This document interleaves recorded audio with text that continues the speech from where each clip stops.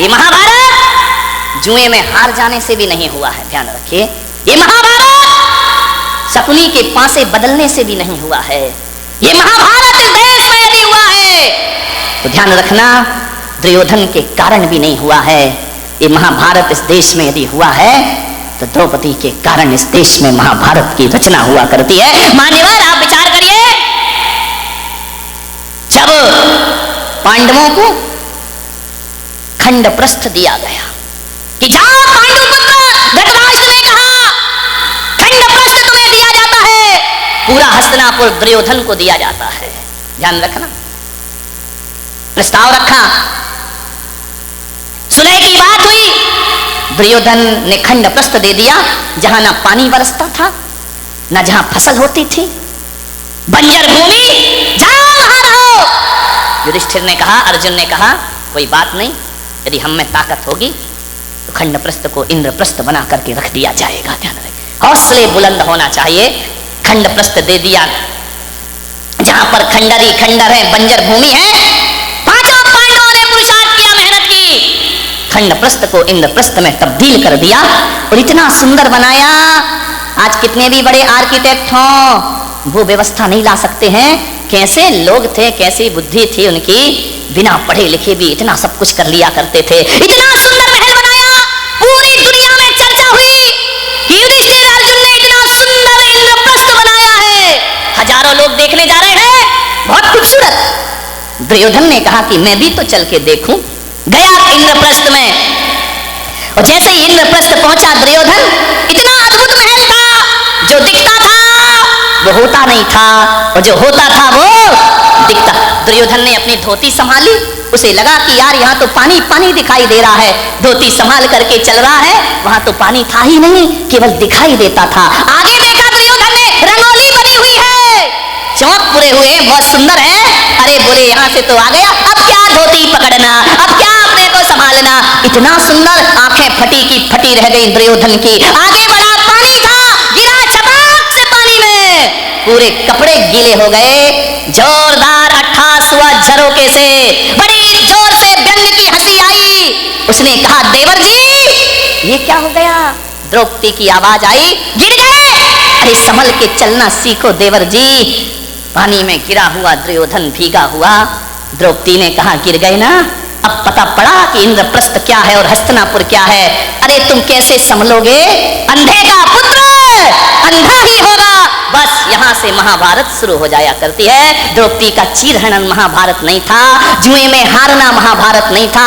द्रौपदी का एक तीखा वचन कि अंधे का पुत्र अंधा ही होगा, बस इतनी सी वचन महाभारत की रचना करते हैं। ध्यान रखिए, उसी दिन दुर्योधन ने कसम खा ली कि आज जो अपमान तूने मेरा किया है, आज जो भरी सभा में तूने मेरा उपहास किया है, ठहर जा, एक दिन भरी सभा में तुझे नग्न नहीं किया तो मेरा नाम भी दुर्योधन नहीं होना चाहिए। इतनी सी बात ध्यान रखना। शब्द को संभाल के बोलिए, शब्द संभाल के बोलिए, शब्द के हाथ ना पाओ। ध्यान रखिए, एक वाणी जीवन को तबाह कर देती है। अपमान किसी का मत करो, ध्यान रखना। बड़ा आदमी तो छोड़ो, छोटा सा तिनका का भी अपमान मत करना, वरना कितने भी बड़े योद्धा बन जाओ, एक तिनका आंख में चला जाए तो सारा युद्ध धरा रह जाया करता है। ध्यान रखिए, वाणी अच्छी बोलिए, किसी को अपमानित मत करिए। एक तीखे वचन ने, एक कटु वचन ने महाभारत की रचना कर दी। ध्यान रखिए, मीठा बोलो, अच्छा बोलो, विपत्तियों को आमंत्रण मत दो, मुसीबत को आमंत्रण मत दो। एक तीखा वचन हजार विपत्तियों को लेकर अपने साथ आया करता है। ध्यान रखिए, बोलो तो बोलो सदा मीठे वचन। जो काम शक्ति से नहीं होते वो काम मिठास से हो जाया करते हैं। खुदा को भी पसंद नहीं शक्ति जुबान में, खुदा को भी पसंद नहीं शक्ति जुबान में, इसीलिए नहीं दी हड्डी जुबान में। ध्यान रखिए, पूरे शरीर में हड्डियां हैं, जुबान में हड्डी नहीं है, क्योंकि शक्ति पसंद नहीं करता वो ईश्वर। जुबान तो मुलायम होती है ना, ध्यान रखिए, जुबान जितनी मुलायम है वचन उससे ज्यादा मुलायम होना चाहिए। एक बात याद रखना, जुबान में हड्डी तो बिल्कुल नहीं होती, एक भी हड्डी नहीं है जुबान में। लेकिन एक बात याद रखना बारामती वालों, उसमें हड्डी तो एक भी नहीं होती है, लेकिन ताकत इतनी है कि सारी हड्डियां तोड़वा के रख देगी। ध्यान रखना, एक भी हड्डी नहीं बचेगी। यदि वो अपनी पे आ गई तो सारी हड्डियां तोड़वा देगी तुम्हारी। बहुत महत्वपूर्ण है जुबान का, ध्यान रखना। आंख एक है, आंख दो है, काम एक है। ये आंख भी देखती है, ये आंख भी देखती है। कान दो है, दायां कान भी सुनता है, बायां कान भी सुनता है। नासा द्वार दो है, दाई नासिका, रामदेव बाबा अनुलोम विलोम दो होती है। ध्यान रखिए, विचार कर। बड़ी दिक्कत हो गई इस देश में। किस्मत है मेरी कि इतनी महिलाएं और इतने पुरुष मेरे प्रवचन में आ रहे हैं, वरना टाइम किसके पास है? महिलाओं के पास तो और भी नहीं है। एक महिला से मैंने पूछा प्रवचन में नहीं आती, बोले नहीं आती महाराज। मैंने कहा क्यों नहीं आती है? बोले करूं क्या महाराज, रात को 12 बजे तक तो एकता कपूर जगाती है। रात को 12 बजे तक तो एकता कपूर नहीं सोने देती है, और सवेरे 4 बजे रामदेव बाबा जगा देते हैं। हम करें, कहां से आए तुम्हारे प्रवचन में? इतने बिजी हैं हम लोग। ध्यान रखिए, समझिए, मानने लगा। दो नासा द्वार है, काम एक ही है। दो हाथ है, काम एक ही है। दो पैर हैं, काम एक ही है। दोनों पैर चला करते हैं, लेकिन जुबान अकेली है, इकलौती है, इकलौती औलाद है अपनी लीलावती। साली लीला यही कराती है, यही रास लीला करा दे, यही राम लीला करा दे। लीलावती का सावधान इस लीलावती से।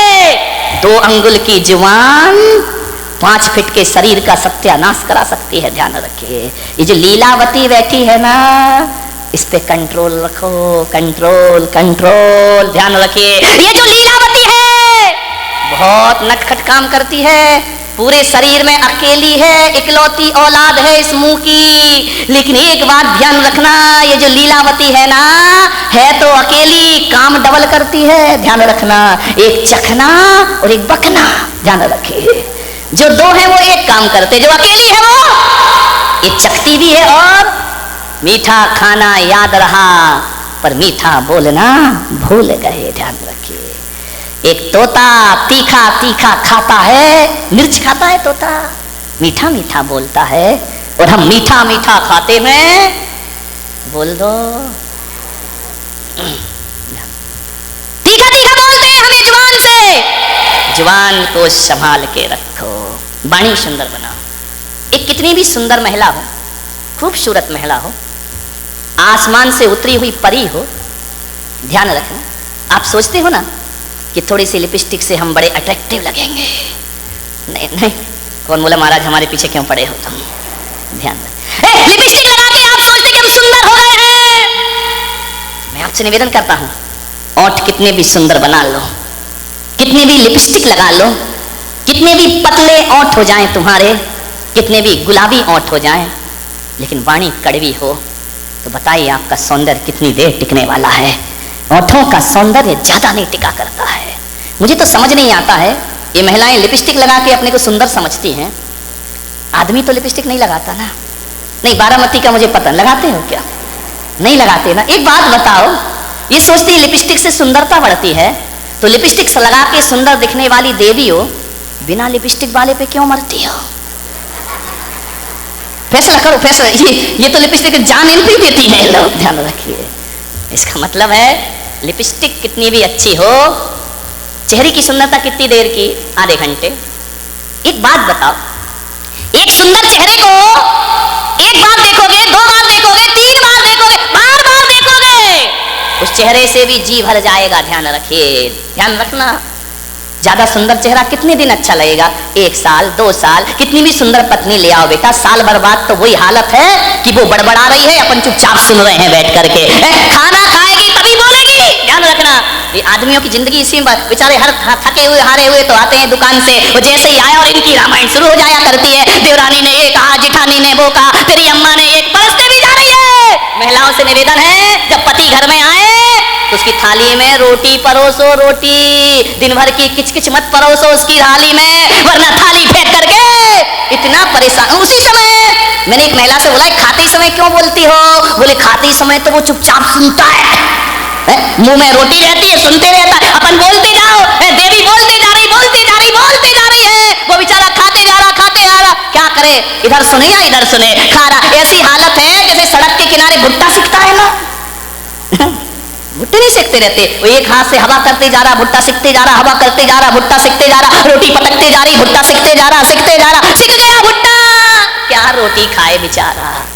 ध्यान रखो, खाते समय तो कहा है कुत्ते को भी परेशान। ये तो फिर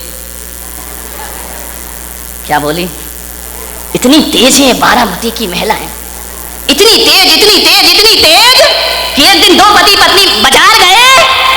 पति ने पत्नी से कहा तू कहे फैशन है, तू कहे तो एक कुत्ता खरीद ले। पत्नी ने ऊपर से नीचे तक देखा, बोले क्या जरूरत है। बोले जब से तुम मिले हो। कौन बोला हर तमन्ना पूरी हो गई मेरी। ध्यान रखिए, मान एक बच्चा रो रहा था, बहुत जोरों से रो रहा था। पत्नी ने कहा देख भी नहीं सकते हो, बच्चा रो रहा है, मैं खाना बना रही हूँ। तो बोले पहले सुन तो ले, काय के लिए रो रहा है। अरे बोले जो भी रो रहा कर दो पूरा। बोले नहीं पहले सुन। बोले क्या, ये रो रहा है कि मुझे गधे पे बैठना है। तो पत्नी ने कहा कंधे पे बिठा के 3 चक्कर नहीं लगा सकते क्या। कुछ लोगों को घर जाके समझ में आएगा।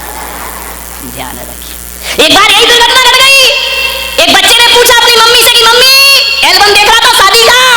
बोले पापा घोड़े पे बैठ के आ रहे हैं। बोले हाँ। बोले मम्मी एक बात बताओ, ये शादी में दूल्हा घोड़ी पर बैठ कर ही क्यों आता है, गधे पे बैठ के क्यों नहीं आता है। बोले बेटा एक गधा दूसरे गधे पे नहीं बैठ सकता है। ध्यान रखिए, मीठा बहुत मीठा बोलिए जिंदगी में, मीठी वाणी बोलिए। विचार करना है आपको, वाणी में मिठास भरो। लिपस्टिक से जीवन सुंदर नहीं होता है। लिपस्टिक की सुंदरता 1 दिन 2 दिन 3 दिन, साल भर बाद वो चेहरा बेकार लगने लगता है। ध्यान रखना। लेकिन यदि वाणी मीठी हुई ना तो मिलते समय भी अच्छा लगता है, और बिछुड़ जाओ तो मीठी वाणी की याद जब जब आती है तब तक सुख की अनुभूतियां प्रारंभ हो जाया करती हैं। मीठी वाणी तो वो होती है बिछड़ने के बाद भी आदमी को याद रहा करती है। ध्यान रखिए। मैंने बारामती में भी ज्यादा घूमा नहीं हूं, उधर गया था पीछे एक दिन। इतने सुंदर मकान, मैंने कहा क्या गजब कर रही है भाई। मैं तो आया था गांव समझ के, लेकिन ये तो शहरों को भी पीछे कर रहा है। ध्यान रखिए। डाउट है तो ताली मत बजाओ, है ना। इतने सुंदर मकान, इतने सुंदर मकान, इतने खूबसूरत फर्नीचर लगा है मकानों में, विदेशी टाइल लगे हुए हैं। ध्यान रखना, इतनी सुंदर डिजाइन है, महंगा फर्नीचर, महंगी कार खड़ी है दरवाजे के बाहर, विदेश से पर्दे मंगा के लगाए गए हैं, एक से एक सीनरी लगी हुई है, खूबसूरत संगमरमर लगा हुआ है, इतना सुंदर कि उसमें अपना चेहरा दिखाई दे जाए। एक बात बताओ मेरे भाई, जिसका बहुत महंगा मकान हो, बहुत सुंदर फर्नीचर लगा हो, बहुत अच्छा सोफा सेट हो, डाइनिंग सेट बहुत सुंदर हो, ड्रेसिंग टेबल बहुत सुंदर हो, अलमारियां बहुत सुंदर हो, एक बात बताना, और कोई उस घर में जाए, बस सब कुछ सुंदर हो, आपकी देखकर आंखें फटी की फटी रह जाएं, कितना सुंदर मकान है। लेकिन एक बात बताइए, सब कुछ सुंदर हो लेकिन उसमें रहने वाले को बोलने का तमीज ना हो, वो बदतमीजी से बात करता हो, एक गिलास पानी भी ना पिलाता हो, और तुम गए और उसने इतना भी नहीं कहा कि भाई साहब आइए बैठिए, तो बताइए उस मकान की सुंदरता याद रहेगी आपको जाने के बाद, या उस आदमी का व्यवहार याद रहेगा आपको जाने के बाद। ध्यान रखिए, आप उस घर से निकल के जाएंगे, जिस मकान को बहुत सुंदर कह रहे थे वो मकान डिलीट हो जाएगा, और आदमी की बोली और व्यवहार जिंदगी भर याद रहेगा। और एक बात मैं आपसे कहता हूं, एक का मकान तो बहुत सुंदर नहीं है, बहुत कीमती मकान नहीं है, साधारण से फ्लैट में रहता है, लेकिन जैसे ही तुम जाते हो बड़े आदर से बोलता है, बड़े अदब से बात करता है, आइए भाई साहब बैठिए, ठंडा लेंगे या गरम लेंगे, आप क्या लेना चाहते, मीठा लेंगे नमकीन, अरे नहीं नहीं कुछ, अरे भाई साहब आए हो कुछ तो लेकर जाना पड़ेगा, ऐसा नहीं हो सकता, हमारे यहाँ कब कब पधारते हो, आपको जरूर कुछ लेना होगा, आपको भूख भी नहीं है तो भी उसके व्यवहार और मिठास के कारण आपको खाना पड़ेगा। आप एक बात बताइए मेरे भाई, जब आप घर चले जाओगे वो सुंदर मकान याद करोगे या उसका दुर्व्यवहार याद करोगे, तो घर जाओगे तो घटिया मकान याद करोगे, आदमी का व्यवहार याद करोगे। ध्यान रखिए, सुंदर मकानों को याद नहीं किया जाता है, सुंदर वाणी और व्यवहार को याद। इंदौर में एक लड़की जॉब करती थी, पढ़ लिख गई थी, माँ बाप ने शहर में भेज दिया पढ़ने के लिए, महिला महिलाओं से मेरा निवेदन, लड़कियों से मेरा खास निवेदन है, तुम बहुत जल्दी बहक जाती हो, मीठी मीठी बातों में आ जाती हो। तेरे लिए आसमान से तारे तोड़ लाऊंगा, ये सब बकवास है, इन बातों में मत आना। शादी के बाद सब्जी की डोलची नहीं उठाएगा रामलाल, ध्यान रखना। आकाश के तारों की बात में मत आइए। पढ़ रही हो, लिख रही हो, बेटियों से मेरा निवेदन है, सावधान। तुम बहुत भोली हो। ये नारी सबसे ज्यादा किसमें लुटती है मालूम है? किसमें लुटती है? प्रशंसा में। प्रशंसा कर दो फिर तो है बन गई विश्व सुंदरी, ध्यान रखना। किसी ने कह दिया तो चांद जैसी है, तेरे बिना तो मैं जी नहीं सकता, तू तो बहुत सुंदर है। सावधान, मीठी मीठी बातों में, मीठी मीठी बातों से बचना जरा, दुनिया के लोगों में विचार करिए, बचना इससे। मीठी मीठी मीठी मीठी बातों मत बहक जाना। बड़ा स्मार्ट सा लड़का देखा, महंगा सा मोबाइल है, बाइक लेके चक्कर लगा रहा है कॉलेजों के, पढ़ने लिखने में मन नहीं लगता है, लड़कियों के पीछे पड़ा, खूबसूरती देखी, दे दिया अपना दिल, पागल हो जाओगे, ध्यान रखना। एक मुहिम चल रही है पूरे देश में जिसे लव जिहाद कह के याद किया जाता है, ध्यान रखना। आपकी सुंदरता को बिगाड़ करके फेंक दिया जाएगा सड़कों पर, ध्यान रखना। मान्यवर, संस्कृतियों पर ध्यान दीजिए। ऐसी दोस्ती मत करिए। पहले के दोस्त होते थे, सड़कों पे मिलते थे, बाजार, अब तो फेसबुक। पड़ोस से बनती नहीं, फेसबुक में 1000 दोस्त हैं। वाह रे आदमी की जिंदगी, हर किसी से दोस्त बना रहे हो, ना देखा ना भाला ना कुछ किया, बस बन गया हमारा दोस्त। वो दोस्त बन गया एक लड़की का। लड़की इंदौर पढ़ने गई, मेरा चतुर्मास था वहां पर, उस समय की साक्षात घटना है। लड़की जॉब कर रही है, एक लड़का भी उसके साथ पढ़ता था, उसने बड़ी हेल्प की लड़की की। ध्यान रखना, कोई तुम्हारी सहायता करता हो तो ध्यान रखना, हद से ज्यादा सहायता नियत खराबी की सूचना देती है, ध्यान रखना। कोई अनजान आप पे इतना मेहरबान क्यों हो रहा है? आपके पीछे हर काम में क्यों लगा हुआ है? आपकी हर तरह से सहायता क्यों कर रहा है? जब कोई हद से ज्यादा आपकी हेल्प करे तो समझना इसकी नियत में कोई ना कोई खोट जरूर है। ध्यान, इतनी ईमानदार नहीं है दुनिया कि निस्वार्थ भाव से तुम्हारी कोई सहायता करे, ध्यान रखिए।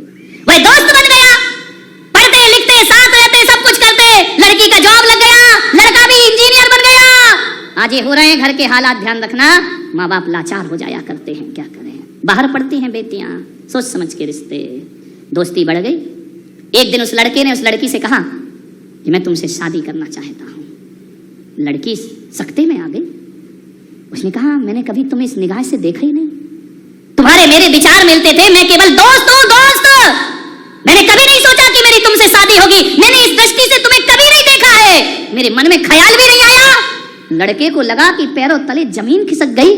मैं जिसके लिए इतनी हेल्प कर रहा था, सहायता कर रहा था, और ये नादान कहती है कि मैं तुझसे शादी नहीं कर। एक तरफा प्रेम, ध्यान रखिए। लड़के ने कहा कि नहीं, तुझे शादी मुझसे ही करना पड़ेगी। लड़की ने कहा देखो तुम जो कहोगे मैं करूंगी, लेकिन मैं तुम्हारी एक अच्छी दोस्त जिंदगी भर रहूंगी, लेकिन मैं तुम्हारी पत्नी नहीं बन सकती हूँ। लड़के ने कहा मुझ में क्या कमी है? बोले कुछ कमी नहीं है, तेरे जैसा दोस्त तो दुनिया में मिलेगा नहीं, लेकिन प्लीज मुझसे ऐसी बातें मत कर। लड़का बहुत दुखी हुआ, गंदे गंदे SMS भेजने लगा, जो साथ घूमे वो फोटोआं बना करके डालने लगा, लड़की को बदनाम करने लगा। लड़की परेशान हो गई। लड़की ने कभी ऐसा नहीं सोचा था, वो अच्छे संस्कार वाली थी।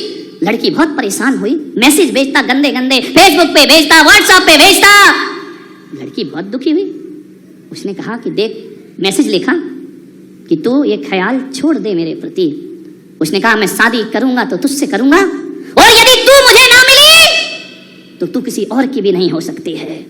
लड़की ने कहा यार ईश्वर से, भगवान से कि मैंने क्या कर लिया, एक अजनबी से दोस्ती करके, ये तो बिल्कुल पीछे पड़ा हुआ है। लड़की ने घर वालों को बताया। घर वालों ने कहा देख तेरी तो बड़ी अच्छी दोस्ती थी उससे। बोले दोस्ती तो थी, मैं आगे भी रखना चाहती हूँ, लेकिन मैं शादी नहीं करना चाहती हूँ। लड़के ने फिर मिला उससे, तो एक बार मुझसे आके मिल। लड़की मिली, बोले देख शादी तो मैं तुझसे ही करूंगा, ध्यान रखना। लड़की ने कहा कि प्रेम मोहब्बत जबरदस्ती से नहीं होते हैं, मैं तुमसे केवल दोस्ती का व्यवहार रखती हूँ, मैं तुम्हें बहुत महान मानती हूँ। लड़के ने कहा तू शादी करेगी या नहीं करेगी? लड़की ने कहा मैं शादी नहीं कर सकती हूँ। मालूम है आपको, दूसरे दिन फ्रंट पर अखबार में आया, लड़के ने तेजाब की बोतल ली और लड़की के चेहरे पर डाल, झुलस गया चेहरा। इतनी सुंदर फूल सी लड़की, राजकुमारी सी सुंदर वह लड़की झुलस गया, तड़प गई। भाग गया लड़का बाइक पर बैठकर। माँ बाप को खबर लगी, रोते रोते माँ बाप आए। लड़की का चेहरा देखने में माँ की हालत खराब हो गई। ये वही लड़की जिसे चांद का टुकड़ा समझ के मैंने पाला था, क्या हालत कर दी उसने मेरी। पुलिस आई, रिपोर्ट हुई, लड़का पकड़ा गया, जेल में बंद हुआ। लेकिन मान्यवर, लड़के को जेल में बंद करने से कुछ नहीं होता। जिंदगी तो लड़की तेरी बर्बाद हो चुकी है। उसे फांसी पर भी लटका दिया जाए तो तेरा चेहरा अब सुधरने वाला नहीं है। डॉक्टरों ने कहा उसके माँ बाप से कि इस बच्ची का चेहरा पहले जैसा कभी नहीं हो सकता है। ध्यान रखिए, लड़के को सजा हो गई। क्या सजा होगी? 2, 4, 5 साल में फिर बाहर आएगा। हकीकत में सजा लड़के को नहीं हुई, हकीकत में सजा तो लड़की को जिंदगी भर की हो गई। ध्यान रखिए, माँ बाप झार झार आंसू बहाते हैं उस लड़की को देखकर। माँ बाप की आंखों में आंसू आते हैं, माँ की छाती फटती है लड़की को देखकर। जब जब पुराना एल्बम उठाया जाता है, लड़की दर्पण में अपना चेहरा देखती है और खुद घबरा जाती है। अपने आप से नफरत हो गई उस लड़की को। मान्यवर, दोस्ती संभल के करो। किसी की मीठी मीठी बातों में मेरी बेटियों अपनी जिंदगी को बर्बाद मत करिए। ध्यान रखना, ये शादी विवाह की जिम्मेदारी अपने ऊपर ना लेकर माँ बाप के ऊपर सौंप दीजिए। वो तुम्हारी जिंदगी खुशहाल बना देंगे। वो तुम्हारी जिंदगी को क्षणिक थोड़े देर का सुख, क्षणिक सुख के लिए पूरी जिंदगी बर्बाद करती हो। ध्यान रखना, दोस्ती मत करना हर किसी से। ध्यान रखिए, अपने आप से दोस्ती कर लो, अपने भगवान से दोस्ती कर लो। कोई ना मिले तो ईश्वर से दोस्ती कर लीजिए। ध्यान रखिए। मान्यवर, आपसे निवेदन है, घटनाएं आपके जीवन में कभी भी घट सकती हैं। किसकी क्या नियत हो कोई नहीं जानता है। मान्यवर, दोस्ती कैसी होती है अंतिम बात कहकर समाप्त करता हूं। 2 दोस्त थे, बाइक पर बैठकर जा रहे थे। बोले चलो यार आज कुछ बाहर खा के आते हैं। घूमने चले गए किसी ढाबे में, रेस्टोरेंट में, शहर से बाहर। बाइक रोकी, ऑर्डर किया, चाय मंगाई।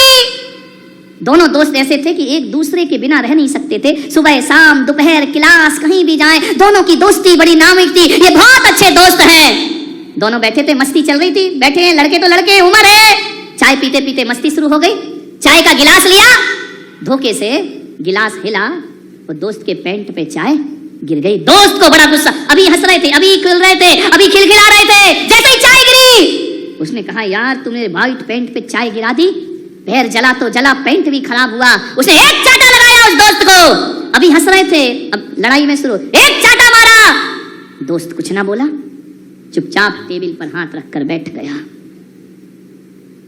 उसने एक गिलास पानी में उंगली डाली और टेबल पर लिखा पानी से कि आज मेरे सबसे अच्छे दोस्त ने मेरे गाल पे चाटा मारा है। दोस्त ने पढ़ा, उसने कहा यार सॉरी, गलती हो गई, माफी मांगी, मैं गुस्से में आ गया। उसे गले लगा लिया। बोले मैंने लिख दिया है कि मेरे सबसे अच्छे दोस्त ने आज मेरे गाल पे चाटा मारा है। बोले मुझे माफ कर दे। आवेश में आ गया, मैं गुस्से में आ गया, तो एक बार मुझे माफ नहीं कर सकता? उसने कहा माफ किया। दोनों बाइक में बैठे और बाइक में बैठ के जैसे ही गए, बड़ी तेज बाइक चला रहे थे, बड़ी रफ्तार में। अब छोरे तो ऐसे ही गाड़ी आ जाए हाथ में, फिर तो बाइक आ गई तो सोचते कि हम तो रामनाथ कोविंद बन गए इस देश के। कोई ट्रैफिक का नियम अपने पे नहीं लगता, अपन राजा हो गए देश के। भागे जा रहे, भागे जा रहे। हुआ क्या? दोनों मस्ती में चले जा रहे थे, एक ट्रक आया, बाइक टकराई, एक्सीडेंट हो गया जोरदार धमाके के साथ। मालूम है जिसके गाल पे चांटा पड़ा था वो सीरियस हो गया। एम्बुलेंस आई, उठाए, उन्हें अस्पताल ले गए। डॉक्टर से दूसरे दोस्त जिसे चोट कम आई थी, जिसके पैंट पे चाय गिरी थी, उसने कहा डॉक्टर साहब मेरे दोस्त को बचा लीजिए, किसी भी तरह से बचाओ इसे, पैसे की चिंता मत करना। रोने लगा वह दोस्त। अंदर ले गए ऑपरेशन थिएटर में। डॉक्टर ने कहा तेरा दोस्त तो बच जाएगा, लेकिन इस एक्सीडेंट में उसकी दोनों आंखें चली गई हैं, अब वो दुनिया नहीं देख पाएगा। रो पड़ा ये दोस्त कि मेरा दोस्त अंधा हो गया, जिसने मेरे लिए सब कुछ किया। हम लोग ऐसे, डॉक्टर साहब कुछ भी करो, मेरे दोस्त की आंखें बचाइए। उसने कहा कि माफ करना, आंखें की रोशनी जा चुकी है, कुछ करो, कुछ उपाय करो। डॉक्टर ने कहा अभी अस्पताल में नेत्र भी नहीं है किसी के कि इसको लगा दिया जाए, लेकिन कंडीशन ऐसी है कि 1 घंटे के अंदर इसे दूसरी आंख नहीं लगी तो इसकी देखने की शक्ति हमेशा को खत्म हो जाएगी। दोस्त ने कहा 1 घंटे में आंख की व्यवस्था कहां से होगी, किससे मांगूंगा, किसे बताऊंगा? दोस्त ने कहा डॉक्टर मेरी आंख निकालो, इस दोस्त की एक आंख लगा दो। उसने कहा पागल हो तुम, जवान हो, क्यों अपनी जिंदगी बोले डॉक्टर, एक आंख से भी दुनिया देखी जा सकती है और दोनों आंखों से भी दुनिया देखी जा सकती है। यदि ये मेरा दोस्त है, मैं इसका दोस्त हूँ, दोस्ती का आज अंजाम दिया जाएगा। एक आंख से ये दुनिया देखेगा और एक आंख से मैं दुनिया देखूंगा। एक आंख से बेटी जाए मेरी। डॉक्टर ने कहा सोच लो। बोले सोच लिया, मैं वयस्क हूँ, मैं अपने निर्णय खुद ले सकता हूँ। एक आंख इसकी आंख में लगा दी जाए, मुझे कोई फर्क नहीं पड़ेगा, लेकिन मैं ये जिंदगी नहीं देख सकूंगा कि ये अंधा और मैं दुनिया देखूं। ऐसे दोस्त दुनिया में मिला नहीं करते हैं। कहते हैं उस दोस्त ने अपनी एक आंख दूसरे दोस्त की आंख में लगवा दी। कुछ दिन बाद जब पट्टी खुली, उस दोस्त को नहीं पता था कि मेरी आंखें चली गई। पट्टी खुली और पहली बार जब देखता है कि उसके पलंग के बाजू में ही दोस्त लेटा हुआ है, उसकी भी पट्टी आज ही खुलने वाली है। उसने कहा यार डॉक्टर साहब, क्या मेरे दोस्त का भी एक्सीडेंट में बहुत बुरा हाल हुआ है? डॉक्टर ने कहा मुझे नहीं मालूम, लेकिन देख ले अपने दोस्त को। उसने कहा डॉक्टर, मेरी एक आंख में दिखाई क्यों नहीं दे रहा है? डॉक्टर ने कुछ नहीं कहा। बोले डॉक्टर साहब, मेरी एक आंख की रोशनी कहाँ है? डॉक्टर ने बोला पहले तो अपने मित्र से बात कर ले, मित्र को देख ले। जैसे ही मित्र को देखा, वो उठा, उसकी भी एक आंख में रोशनी नहीं है। उसने कहा ये क्या हुआ? दोनों का एक सा एक्सीडेंट कैसे हो गया? तेरी भी एक आंख नहीं, मेरी भी एक आंख नहीं। उसने कहा चल छोड़ना यार, हो गया तो हो गया। डॉक्टर ने कहा देखो ये घटना इतनी साधारण नहीं है, इस दोस्त को बताइए। उसने कहा डॉक्टर ने कि बेटा, एक्सीडेंट में तुम्हारी दोनों आंखें चली गई थी। दोनों आंखें? तो फिर मैं देख कैसे रहा हूं? बोले एक आंख तेरे दोस्त ने तेरी आंख में लगा दी है अपनी। उसने जैसे ही सुना, उसकी रूह कांप गई, दोस्त के चरणों में लेट गया कि दोस्त, दुनिया में तेरे जैसा दोस्त मुझे दुनिया में मिलने वाला नहीं है। वो गाड़ी पर बैठा, उसने हथौड़ी उठाई, छेनी उठाई, वो दूर जंगल में गया जहां एक्सीडेंट हुआ था। वहां जाकर एक चट्टान पर हथौड़ी और शिल्पी से, छेनी से लिख रहा है कि आज मेरे दोस्त ने मुझे आंखें प्रदान की हैं। दोस्त ने कहा यार, जब तूने चांटा मारा था, मैंने तो तूने पानी से लिखा था, आंखें दी तो हथौड़ी से लिख रहा। बोले जब चांटा मारा था तो पानी से इसलिए लिखा था कि पानी सूख जाएगा, बात भूल जाएंगे, लेकिन आज तूने वो किया है जो पानी से लिखने लायक नहीं, छेनी हथौड़ी से किसी पत्थर पर लिखने की चीज है कि आने वाली दुनिया कहेगी कि हवा भी जिसे ना बुझा पाएगी, समय जिसे ना मिटा पाएगा, आंधियां जिसे उड़ा ना पाएंगी, आने वाली दुनिया याद रखेगी, इसका नाम हुआ करता है दोस्ती। मेरे भाई ध्यान रखिए।